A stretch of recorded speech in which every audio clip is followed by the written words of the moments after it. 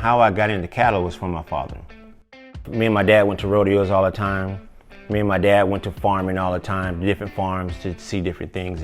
But cattle was always in my life, you know, ever since I knew who I was. It's just something about cows, their demeanors, their attitude and so forth is just something I'm just attracted to. I actually got started through the military. The military got me started with my first cow-calf operation through a PTSD program.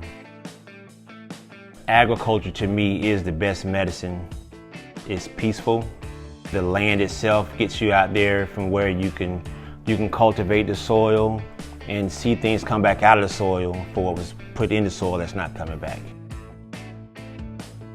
Starting out, I never went to farmers markets or CSAs. I actually studied farmers markets. I would walk through them all the time to see what I liked about them and what I didn't like about them. In the military, we'll call that 3 ups and 3 downs. 3 good things, 3 bad things. And I was always finding more 3 bad things than the good things. And I found out one of the biggest problems inside of the farmers markets or CSAs was refrigeration. Refrigeration is one of the largest issues that we have in the rural area. So I turned around, me and my wife's name is Tanisha. We turned around and we studied refrigeration. The reason why we wanted to study refrigeration is how can we get the same outcome but yet keep the temperature the right way and then get it to the front door. We got interested and bought a refrigerator van. So refrigeration was the key to the solution to Briarwood Cattle Farm. So we went from farm to fork. So from packaging, a USDA packaged item, all the way down to proper refrigeration, to the person's front door with great customer service. Briarwood Cattle Farm is something that we're trying to leave as a legacy for my children and my grandchildren. This is a story to be told about the history of African American farmers. This is nothing new, but it's just a continuation. That's a today farm. And I'm just glad to be part of elbow to elbow with African American farmers. Anytime that we could turn around and you could not force someone at anything they want to do, but invite them into their passion alongside with yours, you'll definitely get more out of a business agreement with that particular person or our children. Today, kids see agriculture or farming related to a history of slavery or so forth. And well, in a way with that, and they don't even know that with the hard work of our history, it's starting from, let's look at, ranching. Look at how ranching was built off of the backs of the Bill Pickett's, of how they came along and created the rodeo effort out of it, and how we handled livestock, how we wear the cowboy hat today. And the history of that cowboy hat is not the fact of what we used to be, it's who we're proud of today and still doing it. For me, growing up with my father, my father's my mentor. My father was more than a father. He was someone that kept me straight. I think the teamwork between the new generation of farmer and a mentor is the best therapy for both generations. One, it gets the generational farmer out of the house. 2, it gets him teamed up with the next generation from where he could pass his legacy and experience on to that particular farmer, young farmer. It gives them both a conversation piece to talk about. It gives them both to learn more about the land, the equipment, and the experience and lessons learned from the generational farmer.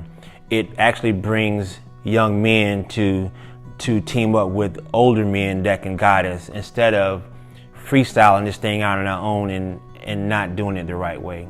He's going to teach us respect. He's going to teach us the timing of the seed. That's everything that's farming is dealing with, the basis of seed time. When to get up in the morning, stop being lazy. He's going to be that person that's going to teach you the right way.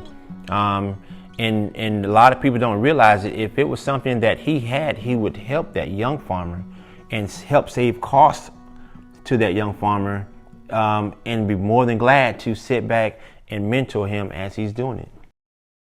This is a new book that just came out by Natalie Brazil. Natalie Brazil is the author of the TV show Queen Sugar. She actually went all around the world and found all black farmers in here.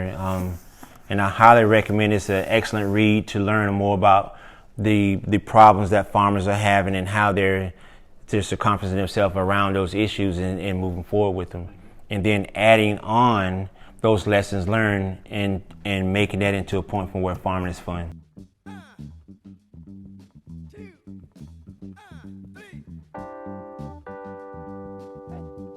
So we have two operations for our beef cattle. We have a grass-fed operation that's just all 100% all grass-fed on those cattle.